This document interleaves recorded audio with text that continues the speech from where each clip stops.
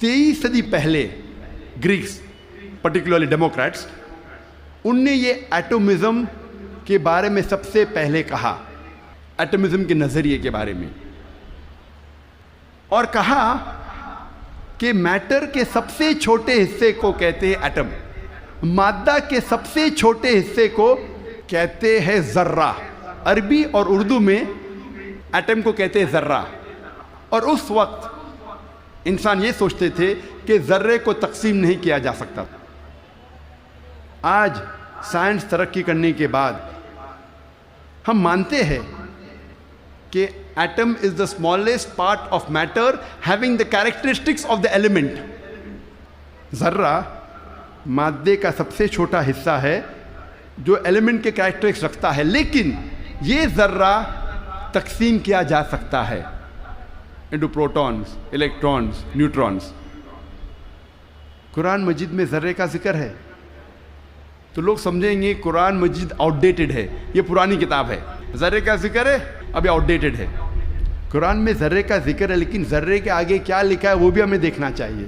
قرآن مجید میں لکھا ہے سورہ سبا میں سورہ نمبر 34 آیت نمبر 3 میں کہ انکار کرنے والے جب کہیں گے کہ وہ گھڑی کبھی بھی نہیں آئے گی، آخرت کے بارے میں، قیامت کے بارے میں، وہ گھڑی کبھی نہیں آئے گی، تو اللہ تعالیٰ فرماتے کہو ان سے ضرور آئے گی اللہ کی مرضی سے، جس کے پاس علم غیب ہے، جس کے علم میں چھوٹا سا ذرہ زمین اور آسمان میں اور اس چیز جو ذرے سے چھوٹی ہے اور بڑی ہے اس کا علم بھی اس کی کتاب میں محفوظ ہے.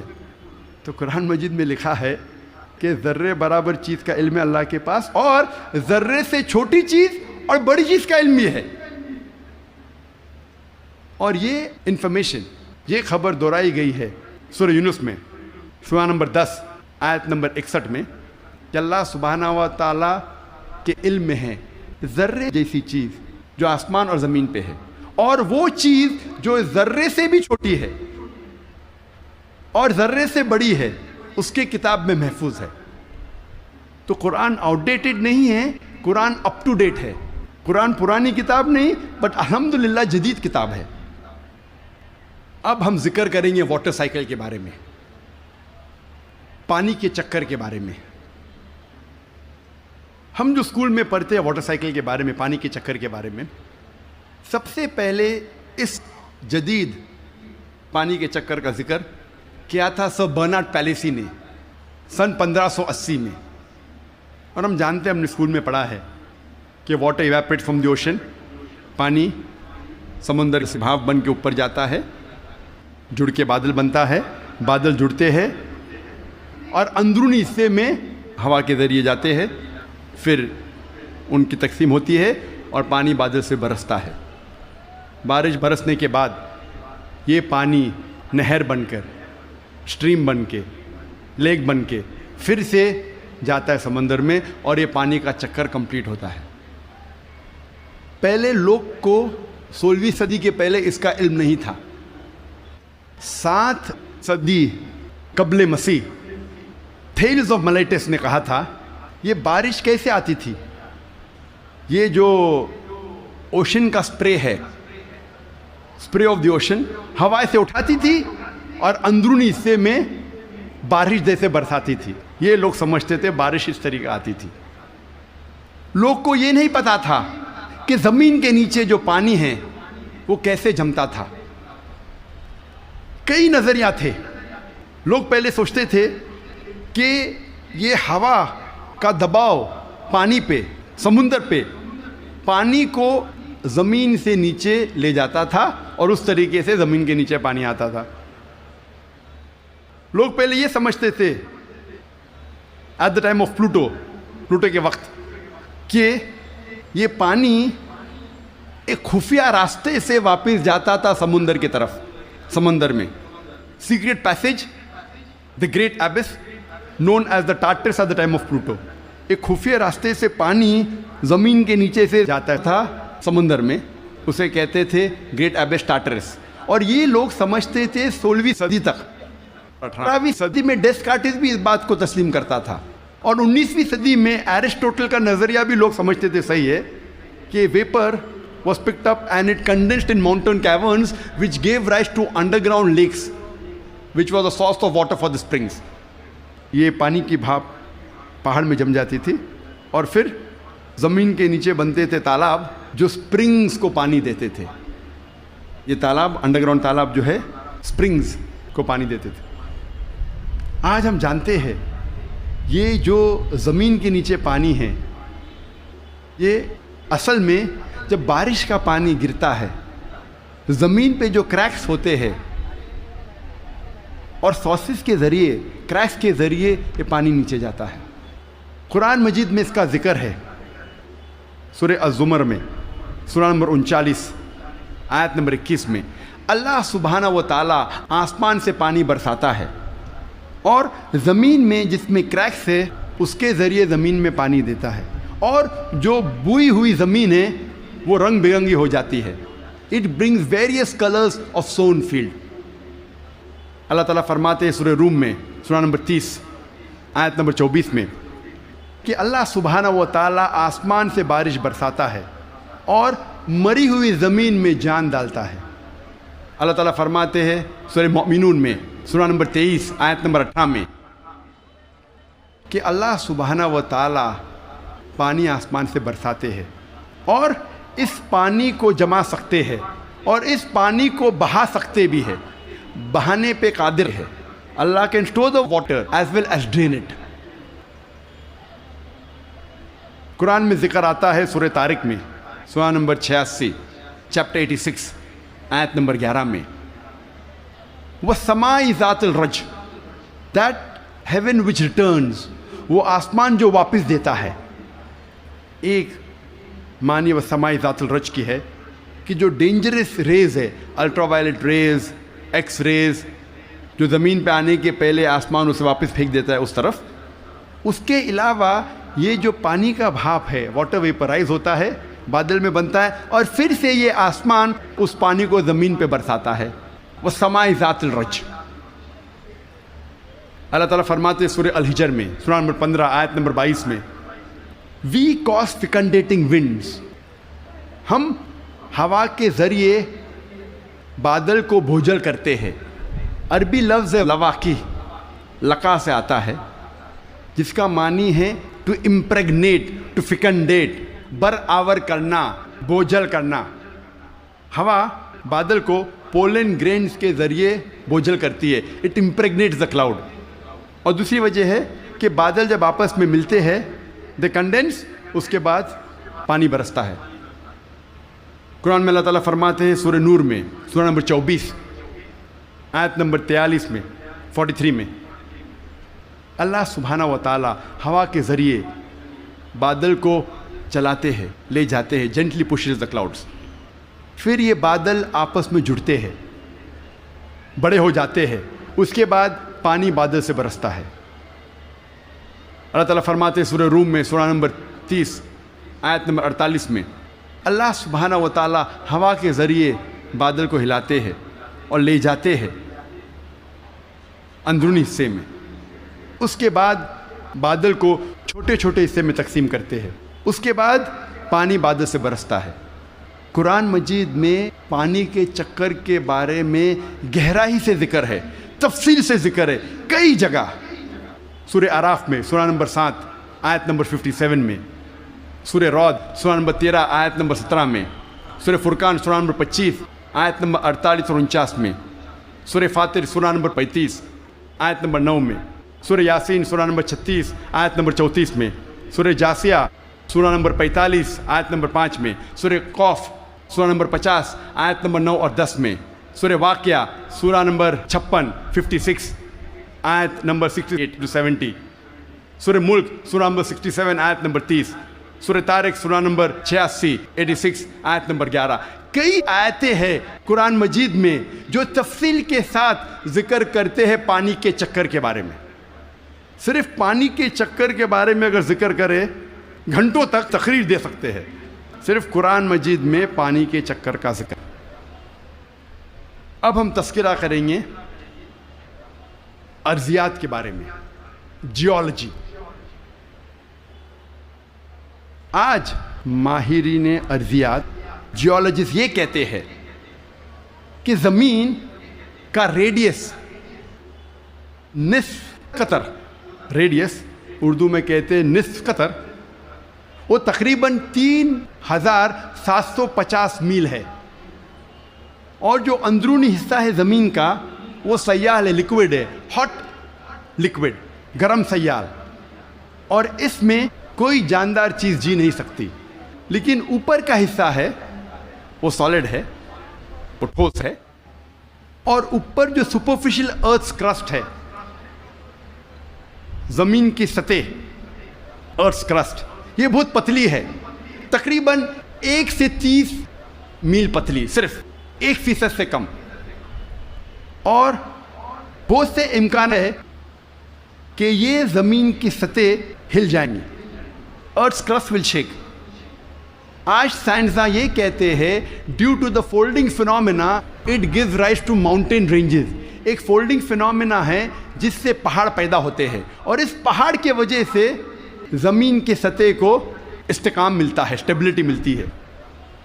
قرآن مجید میں اللہ تعالیٰ فرماتے ہیں سورہ نبا میں، سورہ نمبر 78 آیت نمبر 6 اور 7 میں، ہم نے زمین بچھائی ہے، والجبال اوتادا، اور پہاڑ کو اوتاد جیسا بنایا ہے. اوتاد عربی میں کہتے ہیں کھوٹے کو، ٹینٹ پیگز، سٹیکس، میخو. اور ہم جانتے ہیں جب ٹینٹ پیگ کو زمین میں ہم ڈالتے ہیں، جب کھوٹے کو زمین میں ڈالتے ہیں تو اکثر حصہ زمین کے نیچے گڑ جاتا ہے، اوپری حصہ بہت کم رہتا ہے، 10% سے کم. جس طریقے سے آئس برگ پانی میں، برف کا گولا آئس برگ جب پانی میں دیکھتے ہیں صرف 10% پانی کے اوپر ہے، 90% سے زیادہ پانی کے نیچے. اسی طریقے سے پہاڑ، جو اوپری حصہ ہم پہاڑ کا دیکھتے ہیں وہ کھوٹے جیسا ہے، میخو جیسا ہے، ٹینٹ پیگ جیسا ہے. اوپر کا حصہ بہت چھوٹا ہے، اکثر تقریباً 90% زمین کے نیچے ہے. اور اس کی وجہ ہے کہ زمین کو استحکام، اسٹیبلٹی دیتا ہے. قرآن مجید میں اللہ تعالیٰ فرماتے ہیں سورہ نازعات میں، سورہ 79 آیت نمبر 32 میں، اور سورہ غاشیہ سورہ نمبر 88 آیت نمبر 19 میں، ہم نے پہاڑ کو زمین سے مضبوطی سے بنایا ہے. We have placed on the earth mountain standing firm. زمین پہ ہم نے پہاڑ مضبوطی سے بنایا ہے. ارضیات میں، جیولوجی کے میدان میں ایک بہت اہم کتاب ہے جو اکثر دنیا بھر جب جیولوجی کے سبجیکٹ میں اسے گائیڈ مانا جاتا ہے، اس کتاب کا نام ہے ارتھ، زمین. اور اس کے ایک لیکھک، ون آف دا آتھرس، اس کا نام ہے ڈاکٹر فرینک پریس، جو یو ایس اے کے سائنس اکیڈمی کے پریزیڈنٹ تھے اور ex president of U S A Jimmy Carter کے سائنس ایڈوائزر تھے. ڈاکٹر فرینک پریس ارتھ کتاب میں پہاڑ کا نقشہ بناتے ہیں اور دکھاتے ہیں کہ پہاڑ کے جڑ زمین کے نیچے ہے، ویج شیپڈ، اور لکھتے ہیں اپنی کتاب میں کہ پہاڑ کا اہم مقصد ہے کہ زمین کو استحکام دینا، to give stability to the earth. اور قرآن میں ہو بہو وہی ذکر ہے 1400 سال پہلے سورہ انبیاء میں، سورہ نمبر 21 آیت نمبر 31 میں، سورہ نحل سورہ نمبر 16 آیت نمبر 15، اور سورہ لقمان سورہ نمبر 31 آیت نمبر 10 میں، کہ ہم نے زمین پر پہاڑ جمع کے رکھا ہے تاکہ زمین نہ ہلے. تو قرآن میں لکھا ہے پہاڑ کا اہم مقصد ہے زمین کو ہلنے سے بچانا، to give stability to the earth, to prevent the earth from shaking. آپ سوچ سکتے ہیں قرآن مجید میں 1400 سال پہلے اس کا ذکر ہے، اور سائنسدان نے آج کل حال ہی میں 50 سال پہلے، 100 سال پہلے، 200 سال پہلے اسے تسلیم کیا، اور قرآن میں اس کا ذکر 1400 سال پہلے ہے. اب ہم تذکرہ کریں گے علم بحر کے بارے میں، اوشنوگرافی کے بارے میں. اور اوشنوگرافی کے فیلڈ میں قرآن مجید میں اللہ سبحانہ تعالیٰ فرماتے ہیں سورہ فرقان میں، سورہ نمبر 25 آیت نمبر 53 میں، 53 میں، اللہ سبحانہ و تعالیٰ نے دو قسم کے پانی بنائے ہیں، ایک پینے والا اور میٹھا اور دوسرا کھارا اور کڑوا، اور دونوں کے بیچ اللہ نے ایک برزخ بنایا ہے، بنا دکھنے والا ایک ویل، ایک پردہ۔ عربی میں لفظ برزخ، برزخ کے معنی پردہ۔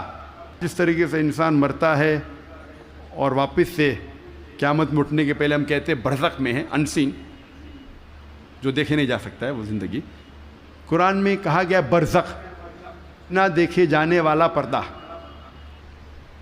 قرآن میں پھر سے اس کا ذکر ہے سورہ رحمان میں، سورہ نمبر 55 آیت نمبر 19 اور 20 میں، جو آج ہمارے ننھے سے قاری نے اس کی تلاوت کی۔ مرج البحرین یلتقیان بینہما برزخ لابغیان، کہ اللہ سبحانہ و تعالیٰ نے دو قسم کے پانی بنائے جو آپس میں ملتے ہیں، لیکن ان کے درمیان ایک برزخ ہے، ان کے درمیان ایک پردہ ہے۔ لوگ پہلے جانتے تھے کہ دو قسم کے پانی ہیں، کھارا اور میٹھا، کھارا پانی میٹھا پانی، لیکن مفسرین قرآن یہ نہیں سمجھ پاتے تھے اللہ تعالیٰ کیا کہنا چاہتا ہے جب کہتا ہے کہ کھارے اور میٹھے پانی کے درمیان برزخ ہے۔ پانی آپس میں ملتا ہے لیکن یہ ایک دوسرے سے گھل مل نہیں سکتا۔ کھارا پانی اور میٹھا پانی ملتا ہے لیکن ان کے درمیان برزخ ہے، تاکہ ایک پانی دوسرے پانی میں مل نہیں سکے۔ تو مفسر قرآن یہ سمجھ نہیں پاتے تھے اللہ تعالیٰ کیا فرمانا چاہتا ہے۔ آج جو سائنس ترقی کرنے کے بعد اور علم بحر کے بارے میں ہم آج اور جانتے ہیں، جب پروفیسر ہے جو یو ایس اے کے مشہور ماہر ہے علم بحر میں، یہ سائنٹسٹ نے کہا کہ اس کے معنی ہیں آج ہم جانتے ہیں کہ جب بھی میٹھا پانی کھارے پانی میں جاتا ہے، بہتا ہے، وہ میٹھا پانی اپنی مٹھاس کو کھو دیتا ہے اور کھارا بن جاتا ہے، اور اس کے درمیان there is a transitional homogenizing area، جو عربی میں قرآن میں لکھا ہے برزخ، ایک پردہ۔ آج جو سائنس نے جانا، قرآن مجید نے 1400 سال پہلے لکھا کہ کھارے اور میٹھے پانی کے درمیان ہے ایک پردہ۔ یہ پانی ملتا ہے لیکن آپس میں گھل مل نہیں سکتا۔ They meet but they do not mix۔ اور سب سے بہترین مثال جو ہم آنکھ سے دیکھ سکتے ہیں وہ ساؤتھ افریقہ میں، in the southern part in the Cape area، دونوں کھارا اور میٹھا پانی ملتا ہے، ہم دیکھ سکتے، ہم یہ بھی دیکھتے کہ دونوں پانی کا رنگ الگ ہے۔ یہ مثال ہم ایجپٹ، مصر میں بھی دیکھ سکتے ہیں، جب river Nile flows into the Mediterranean sea, river Nile بہتی ہے میڈیٹرینین سی میں۔ اور سب سے بہترین مثال ہے گلف سٹریم، جو ہزاروں میلوں تک چلتی ہے۔ گلف سٹریم شروع ہوتی ہے گلف آف میکسیکو میں، نارتھ ورڈ جاتی ہے towards the east coast of North America, پھر جاتی ہے eastward towards the west coast of Europe, ہزاروں میل بہتی ہے، دونوں پانی لیکن علیحدہ ہے، دے آر سپریٹ، ڈسٹنکٹ۔ اگر آپ کشتی میں سفر کر رہے ہیں اس گلف سٹریم کے کنارے پہ اور پانی ایک طرف سے لیں گے اور پانی دوسرے طرف سے لیں گے تو پتہ چلتا ہے ایک پانی میٹھا ہے ایک کھارا۔ اس کی حرارت، اس کی ٹیمپریچر بھی ڈیفرنٹ ہے۔ قرآن مجید میں اس کا ذکر ہے 1400 سال پہلے۔ میں اور ایک مثال پیش کروں گا قرآن مجید میں علم بحر کی۔ کچھ عربوں نے قرآن مجید کی ایک آیت لی، سورہ نور کی، سورہ نمبر 24 آیت نمبر 40، اور اس کا ترجمہ پیش کیا پروفیسر درگا راؤ کے پاس۔ پروفیسر درگا راؤ اس وقت کنگ عبدالعزیز یونیورسٹی جدہ میں پڑھاتے تھے اور وہ ماہر تھے علم بحر میں، he was a Marine geologist. اور ترجمہ پیش کیا اور کہا آپ کا اس قرآن کی آیت پہ کیا خیالات ہے۔ قرآن مجید میں لکھا ہے سورہ نور میں، سورہ نمبر 24 آیت نمبر 40 میں، کہ انکار کرنے والوں کے ذہن کی کیفیت ایسی ہے جس طریقے سے سمندر کے گہرائی میں اندھیرے پر اندھیرا، موج پر موج، لہر پہ لہر، اس کے اوپر بادل، جب انسان اپنے ہاتھ کو آگے کرتا ہے وہ دیکھ نہیں سکتا۔ اللہ جسے روشنی نہیں دیتا وہ دیکھ نہیں سکتا۔ یہ آیت کا ترجمہ سننے کے بعد پروفیسر درگا راؤ نے کہا کہ یہ عام سمندر کا ذکر نہیں ہے، یہ ایک گہرے سمندر کا ذکر ہے۔ اور پہلے انسان یہ نہیں جانتا تھا کہ سمندر کی گہرائی میں اندھیرا تھا۔ سینکڑوں سال پہلے، 100-200 سال پہلے، جب سب مرین ایجاد ہوئی اور جب انسان سمندر کی گہرائی میں گیا، تب انہیں پتہ لگا اور تب محسوس ہوا کہ سمندر کی گہرائی میں اندھیرا ہے۔ عام انسان 20 میٹر سے زیادہ جب سمندر میں اندر جاتا ہے تو وہ تیر نہیں سکتا، اور 200 میٹر سے زیادہ اندر جائے گا بنا کوئی آلہ کے، بنا کوئی ایکوپمنٹ کے، تو انسان مر جائے گا۔ آج سب مرین کے ذریعے ہم انڈر واٹر جا سکتے، ہمیں پتہ چلتا ہے کہ سمندر کی گہرائی میں اندھیرا ہے۔ پروفیسر درگا راؤ نے کہا اندھیرا 2 وجہ کے لیے ہے۔ سب سے پہلی وجہ ہے جب روشنی پانی میں داخل ہوتی ہے، روشنی کی کرن، تو ایک کے بعد ایک رنگ پانی میں جذب ہوتا ہے۔ آج سائنس یہ کہتی ہے کہ روشنی کی کرن 7 رنگ سے بنی ہوئی ہے، وبگیور، وائلٹ، انڈیگو، بلو، گرین، یلو، اورنج اور ریڈ۔ وائلٹ، انڈیگو، بیگنی، بلو، نیلا، گرین، ہرا، یلو، پیلا، اورنج، نارنگی، ریڈ، لال۔ سب سے پہلے 10 یا 15 میٹر پانی کے نیچے لال رنگ جذب ہو جاتا ہے۔ اسی لیے انسان اگر پانی میں 30 میٹر کی گہرائی پہ جاتا ہے، اگر اسے چوٹ لگتی ہے اور خون بہنے لگتا ہے تو وہ انسان اپنے خون کا لال رنگ دیکھ نہیں سکے گا۔ 30 سے 50 میٹر جذب ہوتا ہے نارنگی رنگ۔ 50 سے 100 میٹر کے درمیان پانی کے نیچے جذب ہوتا ہے پیلا رنگ۔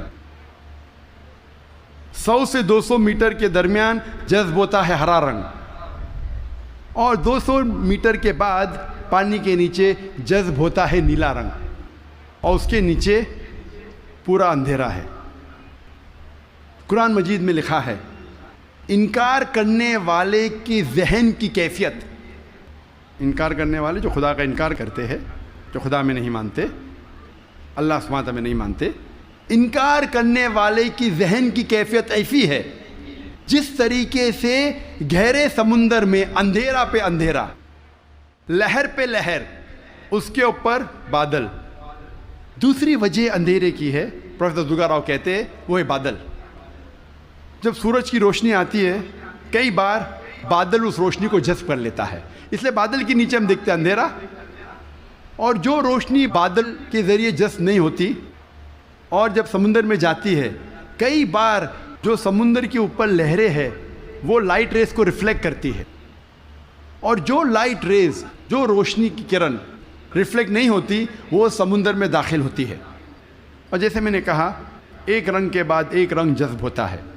لیکن قرآن مجید میں لکھا ہے انکار کرنے والے کی ذہن کی کیفیت ایسی ہے جس طریقے سے گہرے سمندر میں اندھیرے پہ اندھیرا، لہر پہ لہر۔ اس کی کیا معنی؟ لہر پہ لہر۔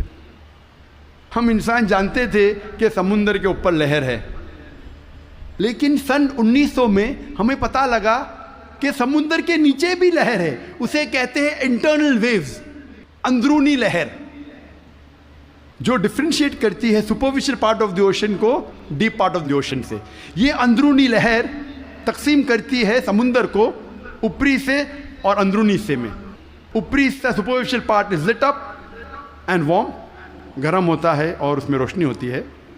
جو گہرا بھاگ ہوتا ہے سمندر کا وہ اندھیرا ہوتا ہے اور ٹھنڈا ہوتا ہے۔ یہ انٹرنل ویوز، اندرونی لہر ہمیں پتہ چلی تقریباً 110 سال پہلے۔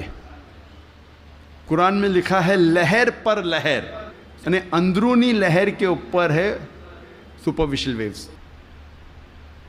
اسی لیے مچھلیاں بھی جب گہرائی میں جاتی ہے وہ دیکھ نہیں سکتی، اپنی خود کی روشنی لے جاتی ہے۔ Due to chemical reaction مچھلی خود کی روشنی کے ذریعے دیکھ سکتی ہے گہرے اندھیرے میں۔ پروفیسر درگا راؤ نے کہا کہ یہ کتاب قرآن مجید انسان کی لکھی ہوئی کتاب ہو ہی نہیں سکتی، اور پروفیسر درگا راؤ نے کہا یہ کتاب خدا کی طرف